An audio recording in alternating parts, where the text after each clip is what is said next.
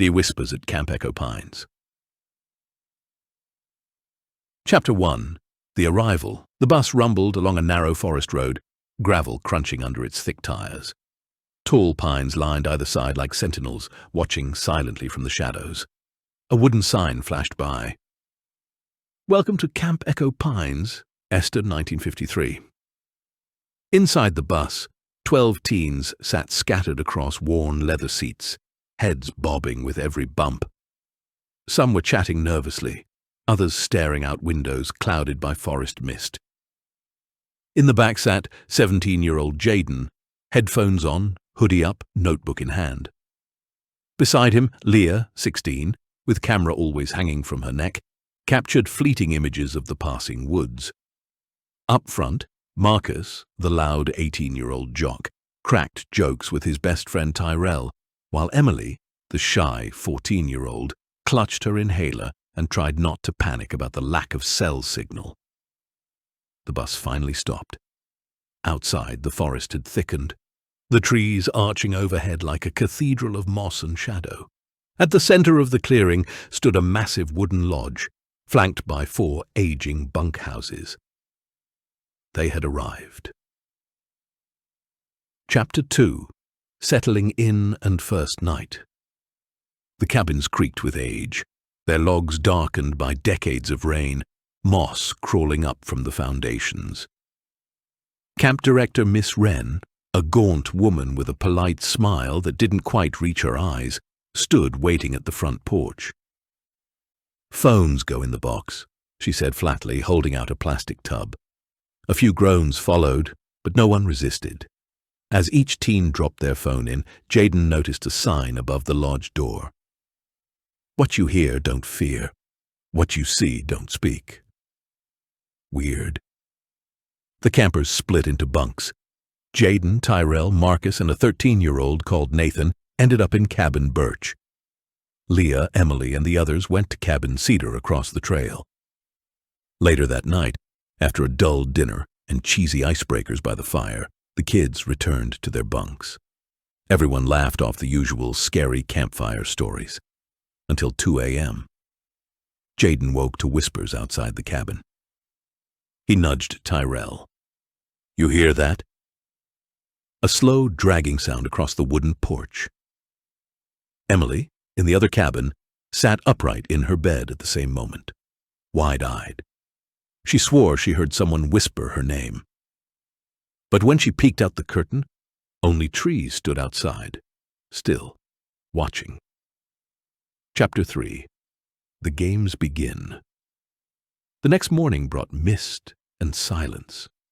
No birdsong, just the wet hush of wind through trees. Campers gathered in the clearing for a trust-building game led by Counselor Derek, a tall man with a fake smile and clipboard glued to his hand. "All right, kids, time for the rope run."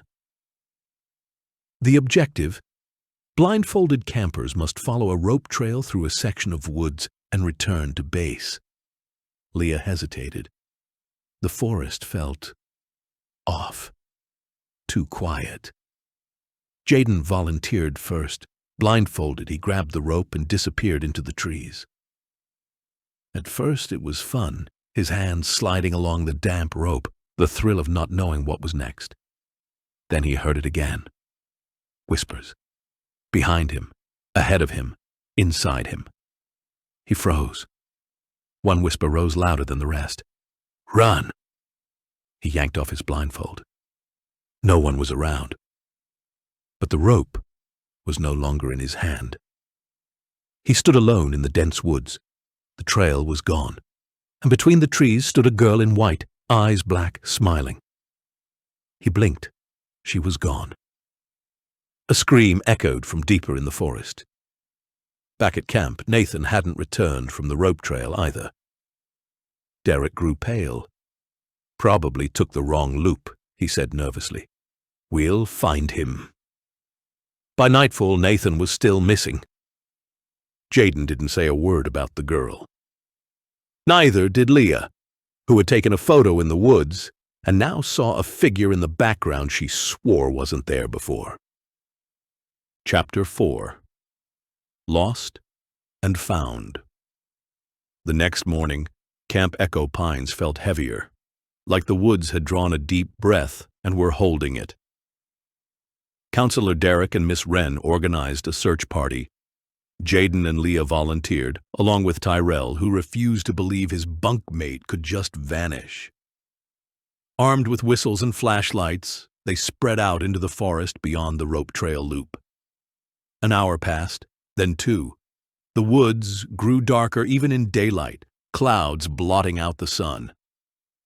Suddenly, a whistle blast echoed. Then another. Leah and Jaden sprinted toward the sound, branches whipping their faces. There, under a large pine, sitting cross-legged in the mud, was Nathan. His clothes were soaked, his hands were scratched, his lips were blue, but he wasn't injured. He was blank. "Nathan!" Leah knelt beside him. "Hey, you're okay now? You're safe." Nathan said nothing. Jaden touched his shoulder. Nathan snapped his head around so fast it cracked, and stared. Not at Jaden. Through him. "Where's the girl?" Nathan finally whispered. Jaden's blood turned cold. "What girl?" Derek asked. But Nathan didn't respond again. Back at camp, Miss Wren isolated him in the infirmary. "He's just in shock," she said. That night, Jaden couldn't sleep. He stared at the rafters in their cabin while Tyrell paced. "He looked like something was wearing his skin," Tyrell whispered. "Like he wasn't really back." Jaden agreed. Across camp, Leah lay awake in her bunk, scrolling through her photos on her camera. She zoomed into the one she'd taken in the forest. Behind Jaden, hidden between 2 trees, was a pale, long-faced girl in a torn white dress. She hadn't noticed her before. Suddenly the photo blurred on its own. Leah dropped the camera. Then she heard it, a child's voice whispering from beneath her bed. "Come play." Part 5. The Girl in the Lake. Emily hadn't slept all night. The voice under her bunk, real or not, had triggered her asthma. She hadn't dared call for help. She just gripped her inhaler and waited for sunrise. By morning, her hands still trembled. At breakfast, Nathan sat alone, his plate untouched. He hadn't blinked once. Miss Wren pretended nothing was wrong. "Today, Lake Day," Counselor Derek chirped, far too cheerfully. Jaden and Leah exchanged looks. No one brought up the woods, or the whispers, or the photo. Emily hung back as the group walked toward the lake. It was vast and glassy, untouched by wind, surrounded by reeds that whispered secrets. She stared into the water and heard it. A girl's voice beneath the surface. "Emily!" She looked around. No one else reacted. "Come in, it's safe." Emily stepped forward. Her foot splashed ankle-deep before Leah grabbed her arm. "Em, what are you doing?" Emily blinked as if waking up. I thought someone was drowning." Leah looked out across the lake. The water rippled unnaturally, moving inward, as if being sucked toward something below. That night, Jaden stayed awake, scribbling in his notebook. He couldn't get Nathan's stare or the photo out of his head.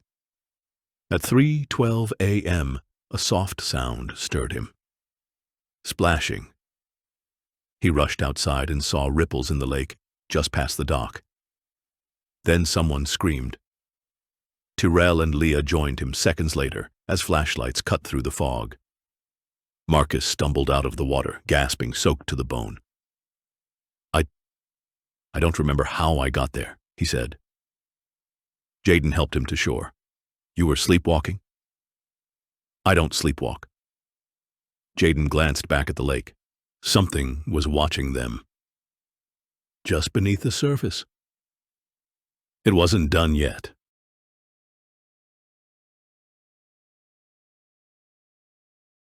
Chapter 6. The burnt cabin.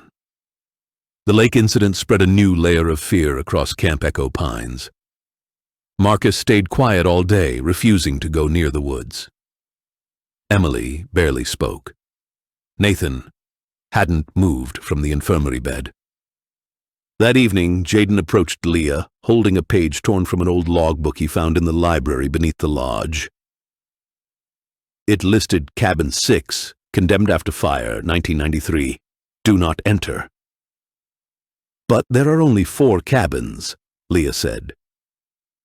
Jaden pointed to a faded map taped on the wall. Cabin 6 was deep in the woods, hidden. Leah didn't hesitate. Let's go.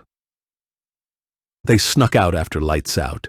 The woods swallowed them quickly, the trail fading behind them like it didn't want to be remembered. After 40 minutes of walking, they saw it, half collapsed, covered in ivy and ash. Cabin 6. They pushed open the charred door. The smell of smoke lingered, decades old but still alive. Inside, walls were scorched black. Children's toys lay melted on the floor, a rocking horse half burned, a doll with one eye. Someone lived here, Jaden whispered. On the wall, beneath a smear of soot, was a handprint, child-sized, fresh. Suddenly, Leah's flashlight flickered. A whisper echoed across the room. Don't let them leave. In a corner, they found a rusted metal box. Inside, photos, yellowed with time. One showed 6 children in front of the cabin. Jaden froze. One of them was the girl in the white dress. Another looked exactly like Miss Wren. That's not possible, Leah muttered. The door slammed shut behind them. Jaden spun around, heart racing. The flashlight died. The only light came from the camera's screen, still displaying the photo. Slowly, the screen distorted, and the faces in the image began to blur. All except for the girl in white. Her smile widened. Then, in real life, they heard a giggle behind them. They burst out of the cabin, running breathless back toward camp. As they reached the edge of the woods, they turned back once. Cabin 6 was gone. Just trees, like it had never existed. Chapter 7. The Missing Year. Jaden and Leah didn't sleep. At first light, they met Emily and Terrell behind the mess hall and shared everything. The cabin, the photo, the burned dolls, the whisper in the dark. Emily was pale. I heard the same voice, at the lake. We need answers, Terrell said. Now! They marched to the lodge and banged on Miss Wren's office door. She opened it slowly, her eyes bloodshot, as if she hadn't slept in days. Children, it's very early. Jaden stepped forward. We found Cabin 6. Her expression shattered. For the first time, the calm mask dropped. You were never supposed to go there, she said. Leah held up the photo. You're in this, aren't you? Miss Wren sat down heavily. Silence hung between them like fog. Then she spoke. Echo Pines used to be a different kind of camp. In the 80s and early 90s, it was for difficult children, wards of the state, kids no one wanted. Her hands shook. There was a girl named Clara. She never spoke, just watched, and strange things happened around her. Fires, illnesses, accidents. One summer, Cabin 6 caught fire. Everyone inside died, except Clara. We shut the camp down for a year, but when we reopened, people started hearing things, seeing her.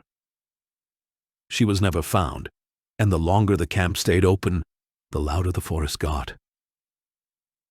Jaden's voice cracked. Why didn't you close it permanently? Miss Wren looked away. Funding. Leah whispered. She's still here, isn't she? Miss Wren only nodded. Outside, wind whipped through the trees. Emily clutched her arms. She wants us, all of us. That night, another camper, Ava, 15, vanished. Chapter 8. One by one. By morning, Ava's name was scratched into the dock, as if carved by fingernails.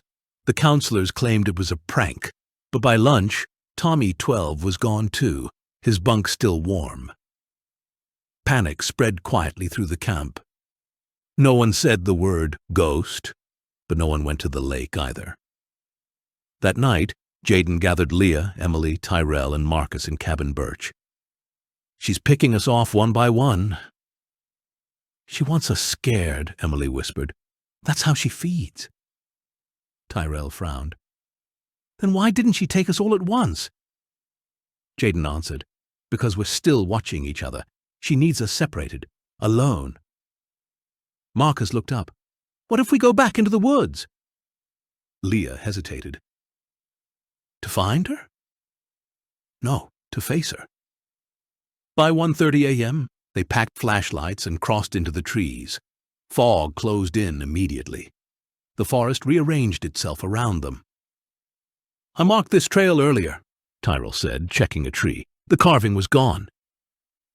"She's twisting the paths," Leah said. "She doesn't want us to leave."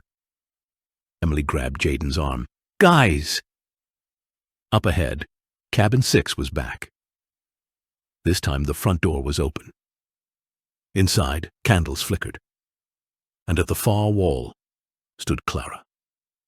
Chapter 9. Clara's Game. Clara turned slowly. Her face wasn't burned or ghostly. It was young, untouched, but completely emotionless. Her eyes were matte black, like polished coal. "You broke the rule," she said, voice childlike, echoing unnaturally. Jaden stepped forward. "We want to help you. You're trapped here." "I am the forest now," she said. "I kept them all. They needed someone." "You killed them," Emily said quietly. "No," Clara said. "They stayed." Suddenly, the walls of the cabin stretched outward, becoming bark and roots. The cabin wasn't a building anymore. It was inside the forest. Clara floated inches above the floor. "If you stay, you'll never be alone again. Isn't that better than being forgotten?" The walls pulsed like a heartbeat. Marcus screamed and ran. The floor swallowed him whole. Leah shouted, "Run!" The rest sprinted through the shifting woods. Jaden felt branches slice at his skin, grabbing him, holding him back. Tyrell vanished behind him. One blink, gone. Jaden, Leah, and Emily burst into the camp clearing just before sunrise. The woods went still. For now. Chapter 10. The Last Night. Only 3 of them remained.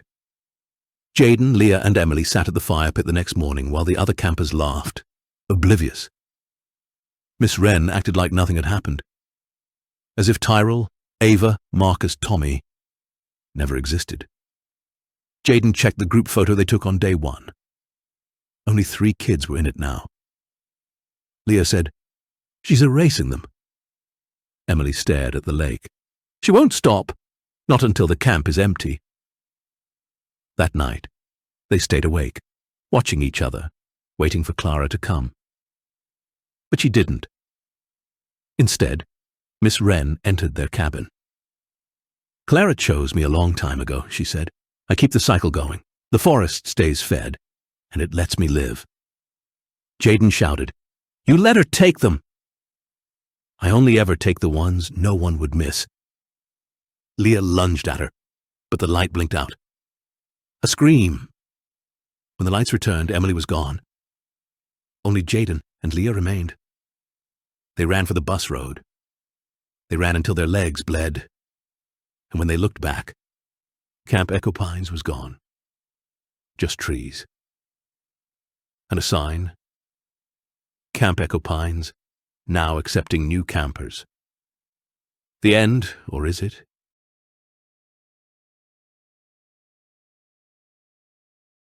Like, comment, share, subscribe.